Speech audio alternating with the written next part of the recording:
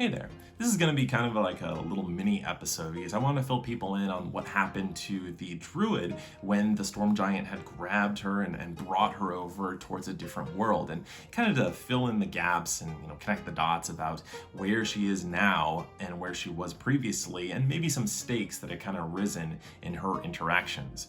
So the storm giant who went over towards Xanathar's keep and defeated him, had previously been at a barbecue. So he wanted to get back to that barbecue. So he grabs onto the druid, the ranger's inside the druid's body, grabs onto the druid and takes him with him over towards his house. And as they get there, they get to like a backyard, a fenced in backyard in a giant house, and there's just tons of giants there, and they're all wearing like casual Friday attire, and they're all kind of hanging out, with burgers and drinks. And he gets back onto the grill and he tells the druid, like, grab yourself a burger, we're gonna head over to the Amber Temple after the barbecue. And so the druid is looking around and she realizes that all these giants have different jobs. There are like police giants, and there's like paralegal giants and secretary giants, and it sounds like her captor, Garuth, is kind of like a judge. He's the one who decides where convicts go to after they've convicted a crime. So she decides to kind of investigate around. She looks through like where there's a fence, and she looks out into what looks like a suburban neighborhood, and it's like a family-friendly neighborhood. It's got kids with giant bikes who are biking around, and there's giant like dogs who are getting walked, and so she realizes that she's in like a pretty friendly place. But she wants to get back to her party members, so she's investigating around and she meets Garuth's kid, whose name is Baruth. And he's a child, he's only about I would say maybe 7 or 8, but he's also much larger than she is. So she decides to try and entice this child to help her escape. She wants to show interest in him, build this relationship, and try and get out of here.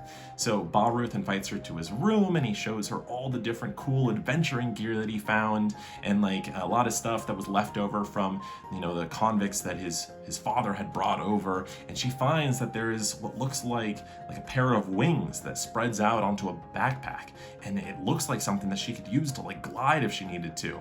And Baruth shows her his tree house, and when they go to the tree house, he opens up this moon door down in the floor, and as he does, she can see that they're up in the clouds. Like, this is a city in the clouds, and at the very bottom, like thousands of feet down, and she can see that there is an escape. It looks like there's land down there, and if she can get down there, she can get away from this giant, and she can get to freedom.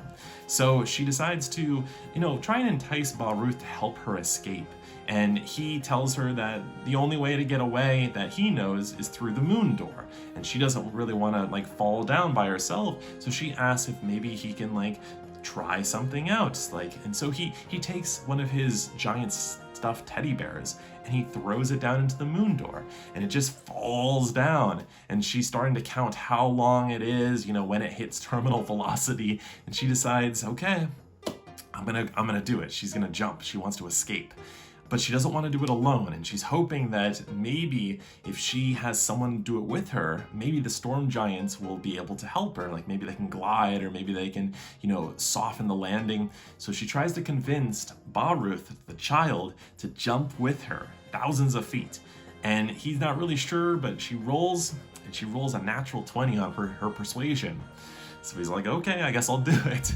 So she convinced this child of her captor to jump down this hole thousands of feet with her. And so as she does, she realizes they're not slowing down at all, and they constantly are falling and falling. They're picking up speed, they're hitting terminal velocity, and she realizes that she's gonna kill this child unknowingly. She spreads out her wings and tries to glide, but he's too heavy for her to glide with. So at a last-ditch effort, she reaches into the spells that the druid knows, and she uses like a wind tunnel or gust of wind in order to try and push down to try and soften the landing for this child. And she rolls pretty well, so it does, but he ends up breaking his arm in the meanwhile, and they end up in a bog, a really a swampy bog.